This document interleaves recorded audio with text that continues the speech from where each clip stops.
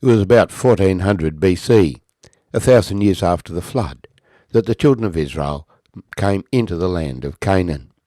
They'd crossed the Jordan River. They had defeated Jericho and Ai, two ancient and great cities, and had worshipped the Lord at Mount Ebal and Mount Gerizim. There were 7 nations dwelling in the land. On the coastal plain, Canaanites; in the hills, the Amorites, who had built large cities. The Gibeonites, when they heard of the Israelites coming, made peace with them, pretending to have come from a far land, deceiving the Israelites into making a peace treaty with them. But having made the peace treaty, the elders of Israel respected it, because they had made their promise before the Lord. And so the Gibeonites continued to live among the Israelites and served them as water carriers and wood collectors for the next 800 years. But the other nations joined forces against Israel, and we read this in Joshua chapter 10. Now it came to pass, when Adonizedek, king of Jerusalem, heard how Joshua had taken Ai and had utterly destroyed it, as he had done to Jericho and its king, so he had done to Ai and its king, and how the inhabitants of Gibeon had made peace with Israel and were among them, that they feared greatly, because Gibeon was a great city, like one of the royal cities, and because it was greater than Ai, and all its men were mighty. Therefore Adonizedek, king of Jerusalem, sent to Hoham, king of Hebron, Piram, king of Jarmuth, Japhia, king of Lachish, Debir, king of Eglon, saying, Come up to me and help me, that we may attack Gibeon, for it has made peace with Joshua and with the children of Israel. Therefore the 5 kings of the Amorites, the king of Jerusalem, the king of Hebron, the king of Jarmuth, the king of Lachish, and the king of Eglon, gathered together and went up, they and all their armies, and camped before Gibeon, and made war against it. And the men of Gibeon sent to Joshua at the camp at Gilgal, saying, Do not forsake your servants. Come up to us quickly, save us and help us, for all the kings of the Amorites who dwell in the mountains have gathered together against us. So Joshua ascended from Gilgal, he and all the people of war with him, and all the mighty men of valour. And the Lord said to Joshua, Do not fear them, for I have delivered them into your hand. Not a man of them shall stand before you. Joshua therefore came upon them suddenly, having marched all night from Gilgal. So the Lord routed them before Israel, killed them with a great slaughter at Gibeon, chased them along the road that goes to Beth-horon, and struck them down as far as Azekah and Makkedah. And it happened as they fled before Israel, and were on the descent of Beth-horon, that the Lord cast down large hailstones from heaven on them, as far as Azekah, and they died.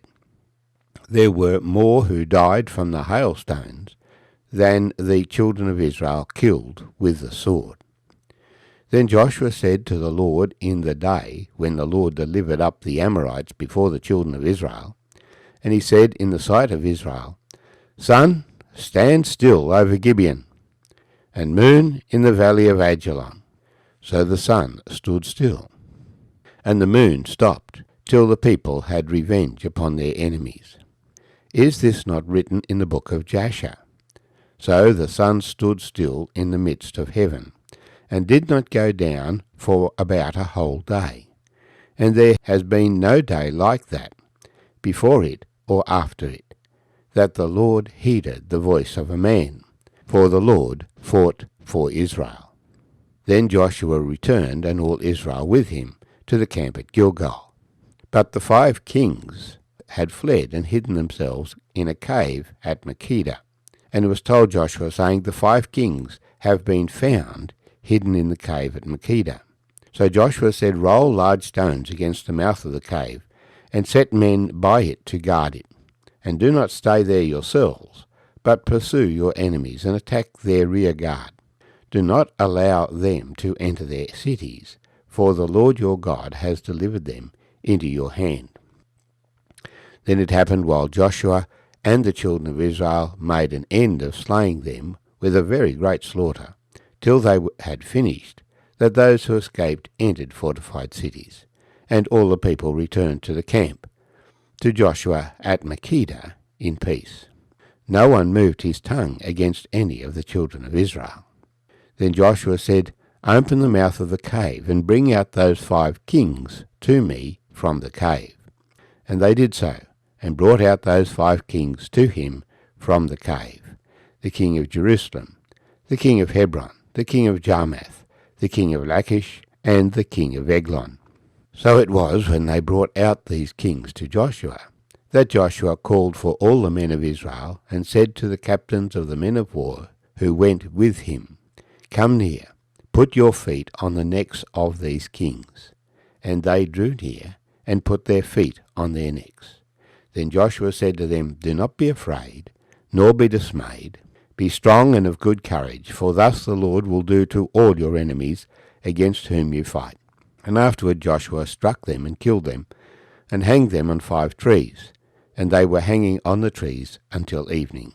So it was at the time of the going down of the sun that Joshua commanded, and they took them down from the trees, cast them into the cave where they had been hidden, and laid large stones against the cave's mouth, which remain until this very day. My name's Arthur, and I thank you for joining me as we consider this account from Joshua chapter 10, verses 1 to 27. Just as the earlier Amorite kings, Sihon, king of Og, and Heshbon, king of Bashan, had risen up against Israel and been defeated before them, so these 5 kings of the Amorites from the hill country, from Jerusalem down to Hebron, places that we still know today, these 5 kings rose up against Israel. They wanted to deny Israel a secure place. The whole idea of warfare in those days was that you had secure cities, walled cities, and these kings had established their own walled cities. But Gibeon, who had made peace with Israel, was also a great walled city, like one of the royal cities. One of the whole points of these cities was that the kings claimed to be like God, claimed special powers, claimed special privileges. And so they came up to attack Gibeon. The men of Gibeon called on Joshua for help, and Joshua came to attack. But the Lord led them, the Lord saying to Joshua, Do not fear them, for I have delivered them into your hand. And so while the enemies gathered around Gibeon, Joshua came travelling all night, and in the morning attacked the enemies from behind. They scattered and fled. But as they scattered and fled, the Lord sent down huge hailstones that killed more than Joshua killed. Joshua and the Israelites spent a whole day killing, but the Lord killed more with the hailstones than the Israelites killed with the sword. For the Lord was defeating their enemies. When the 5 kings, who claimed to be gods, were hiding in the cave, Joshua brought them out and went through a process by which the leaders of Israel saw that they were just men. The captains of the army put their feet on the necks of these 5 kings, simply to show that these men were simply men, and they would die like men. And they were executed, their bodies were displayed on trees till evening, and buried in the cave. The point that we repeatedly make here is that this account was written soon after the events, by people who knew what had gone on. And the remarkable event here was the fact that the sun delayed its going down for almost a whole day. There's no physical explanation I can give for this, but what we do know is that again, God does something physically in the universe as he blocked the river Jordan for them to cross over. So he has delayed the going down of the sun. These people who worship the sun, God is in control of the sun. God is in control of the rivers, and God defends his people.